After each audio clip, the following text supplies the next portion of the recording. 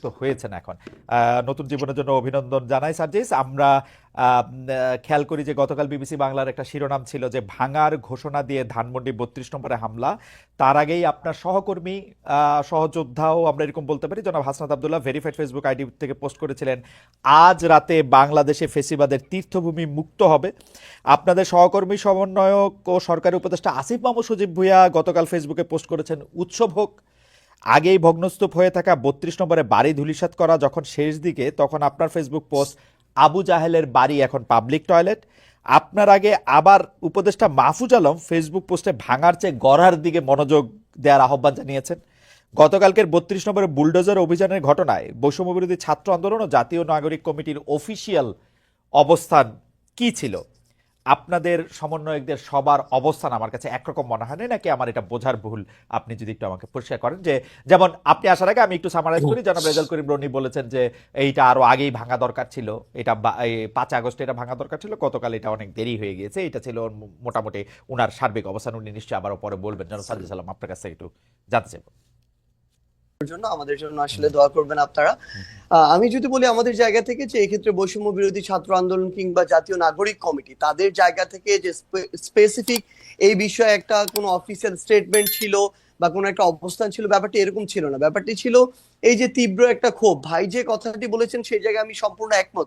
এই বিষয়গুলো শুধু এটা নয়, আরো এরকম অনেক তীর্থভূমি রয়েছে আসলে, যেগুলো যে চূড়ান্ত যে আমাদের এই পুরো বাংলাদেশের মানুষের যে ক্ষোভ বা এই বহিঃপ্রকাশ, এটা আসলে ৫ই অগস্ট কিংবা ৬ আগস্ট ওই সময়ে হওয়ার কথা ছিল, হওয়া উচিত ছিল। এটা আসলে অনেক দেরি হয়ে গিয়েছে। কিন্তু আমাদের জায়গা থেকে যদি আমরা বলি, গতকালকে আমরা যেটা দেখেছি, ঘটনাটা এই সময় এসে এভাবে হয়তো প্রত্যাশিত ছিল না, কিন্তু সবচেয়ে বড় কথা হচ্ছে এটা এক সময় না এক সময় প্রকাশিত হওয়ারই কথা ছিল। এবং এক্ষেত্রে সবচেয়ে বেশি আমার মনে হয় যে প্রভাবিত করেছে খুনি হাসিনা। যে প্রভাবিত তিনি ওই ১৫-১৬ জুলাই করেছিলেন ওই গণভবনে বসে প্রেস কনফারেন্স করে, সেই প্রভাবিত তিনি এখন করছেন ভারতে বসে। তিনি যখন এখনো তার জায়গা থেকে এমন টোনে কথা বলেন, যে এই টোনে তিনি কথা বলেছিলেন ওই জুলাইয়ের আগে, তিনি যখন এখনো তার ভিতরে বিন্দুমাত্র কোনো অনুসূচনা দেখা যায় না, কিংবা তার যে কথা বা এই যে এতগুলো খুন করেছে সেগুলোর জন্য যে দায় নেওয়ার যে বিন্দুমাত্র মানসিকতা, সেটাকে বিন্দুমাত্র অ্যাড্রেস না করে, বরং যারা এই অভ্যুত্থানের সাথে সরাসরি সম্পৃক্ত তাদেরকে প্রত্যক্ষ এবং পরোক্ষভাবে বিভিন্ন রকম আবার ওই ট্যাগ দিয়ে যখন উপস্থাপন করার চেষ্টাটা করা হয়, এই যে এতগুলো মানুষকে খুন করা হয়েছে তার নির্দেশে, সেগুলোর জন্য বিন্দুমাত্র তার জায়গা থেকে সহানুভূতি না দেখিয়ে, বরং তার ওই পূর্বের ইতিহাস দিয়ে যে সিম্পেথি নেয়ার যে তার একটি প্রক্রিয়া সবসময় তার ভিতরে দেখা গিয়েছে, সেটা যখন তিনি আবারও করেন তখন মানুষের ভিতরে একটা ক্ষোভ তৈরি হয়।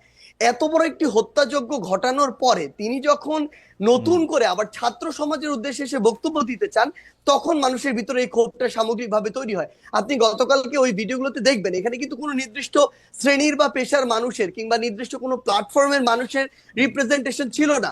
সকলে এই জায়গায় ঐক্যবদ্ধ হয়েছিল যে এই বিষয়টিতে তাদের অবস্থানের জনাব ক্ষেত্রে। সাজ্জাদ সালাম, আমার কয়েকটা প্রশ্ন আছে। আপনি কি কালকে শেখ হাসিনার বক্তব্য শুনছেন? আমি তার বক্তব্যের আংশিক শুনেছি, যে আংশিক ক্লিপগুলো না আমরা মানে কেন সোশ্যাল কেন মিডিয়ায় কেন দেখেছি। মানে আমি একদমই একাডেমিক ইন্টারেস্ট জানতেছি, কেন শুনছেন? যেমন আমার কোনো না, শোনার দরকার হয় নাই। আমিও শুনি নাই ভাই।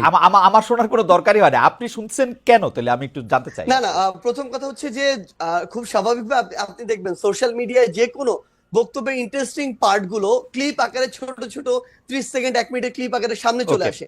এরকম একটি ক্লিপ সামনে চলে এসেছিল, যেই জায়গায় ওই ক্লিপটি বিভিন্ন আপনি জায়গায় এসেছে, যেই ক্লিপটি আসলে এরকম করে রিপ্রেজেন্ট করছিল যে তিনি আবার ওই আগের, আজকে থেকে 6-8 মাস আগে যেই কথাগুলো বলে তিনি 16 বছর কাটিয়েছিলেন, সেম সিম্প্যাথি নেওয়ার কথাগুলো তিনি আজকেও আবার দাঁড়িয়ে বলছেন। আবার এবং আপনার কাছে কি সিম্পেথি, মানে আপনি কি সিম্পেথি উনার জন্য সিম্পেথি পাইছিলেন? আপনি মানে উনার জন্য সিম্পেথি হয়েছিল উনার বক্তব্য শুনে? ভাই সবচেয়ে বড় কথা হচ্ছে কি, মানে এই যে মানে আমি কেন এই প্রশ্ন মানুষকে করতেছি যে আমার কাছে মনে হয় গত 15 বছর ধরে শেখ হাসিনা বাংলাদেশ শাসন করছেন। এর মধ্যে গত 10 বছর ধরে, বিশেষ করে 2014 সালের পর থেকে উনি যতবার যত জায়গায় বক্তৃতা দিচ্ছেন সেটা জোর করেই দিচ্ছেন। জোর করে দিচ্ছেন বলতে তিনি যেন প্রধানমন্ত্রী, বিডিবিতে ছিলেন, ইয়াতে ছিলেন, জোর করে দিচ্ছেন। আমাদের জোর করে শুনতে হয়েছে। এখন তো এটা আমাদের জোর করে শোনার বিষয় না। এবং উনার কি সেই প্রভাব, সেই ইনফ্লুয়েন্স মানে শতভাগের এক ভাগও আছে যে আমরা ওইটার প্রতিক্রিয়ায় গিয়ে আরেকটা কাজ করে আসতে হবে? আপনার কাছে কি মনে হয় জনাব সাজ্জাদ?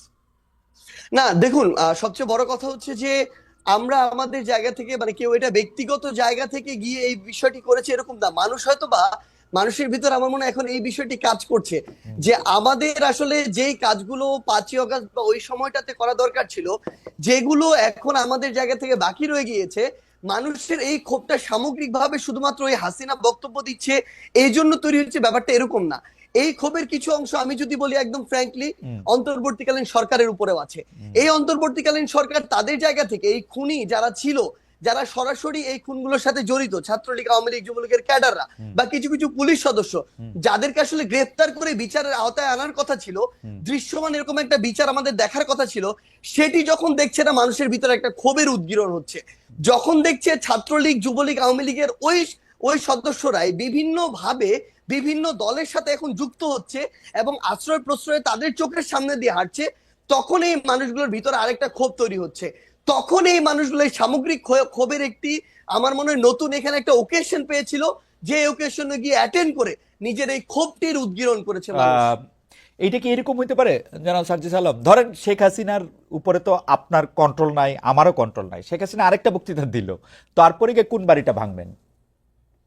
না দেখুন, এখানে শেখ হাসিনা অসংখ্য বক্তৃতা দিক আর একটা বক্তৃতা দিক, সেটা ফ্যাক্ট না। তবে মানুষের ভিতরে এই যে ক্ষোভ, যেই ক্ষোভটা আসলে মানুষের একটা ভিতরে 5ই অগাস্টের পরে, যে কথাটি গতকালকে আমরা দেখলাম যে আমাদের উপদেষ্টা মাহফুজ ভাই যিনি রয়েছে তিনি বলেছিলেন যে মানুষ ভাঙাটা এক পাশে রেখে গড়ার দিকে মনোযোগ দিচ্ছিলেন, কিন্তু মানুষ যখন দেখছিলেন তার যেটুকু ন্যূনতম চাওয়া, ওই চাওয়াটুকু বিচারের ক্ষেত্রে হোক বা অন্যান্য পলিটিক্যাল স্পেয়ারে হোক, যেটা মানুষ এক্সপেক্ট করে, ওইটুকু যখন প্রত্যাশিত অনুযায়ী পাচ্ছে না, তখন মানুষের এই ক্ষোভের উদ্গীরণটা বিভিন্ন কারণে হচ্ছে এবং ঘটছে। এবং ওকে, সবচেয়ে গুরুত্বপূর্ণ বিষয় হচ্ছে শেখ হাসিনা আগামীতে, আমি ধরে নিচ্ছি 1 মাস পর কোনো বক্তব্য দিলেনও না, কিন্তু আজকে থেকে 2, 3, 4 মাস পরে আমরা যদি এই দৃশ্যমান শহীদ পরিবারের কিংবা যারা আমাদের আহত যোদ্ধারা রয়েছেন তাদের এই রক্তের বিচারগুলো দৃশ্যমান না দেখি, দেখবেন শেখ হাসিনার বক্তব্য দেয়া লাগবে না, আমরা শহীদ পরিবার কিংবা আহতদেরকে সাথে নিয়ে হয়তোবা এরকম রাস্তায় আমাদেরকে নিয়ে নেমে যেতে হবে এরকম একটা দৃশ্যমান বিচারের জন্য। তো এই জায়গাটা শুধুমাত্র শেখ হাসিনা দৃশ্যমান বিচার করার জন্য আপনারা আওয়ামী লীগের স্থাপনাগুলি বা আওয়ামী লীগের সাথে জড়িত জিনিসগুলি গিয়ে আপনারা ভাঙবেন?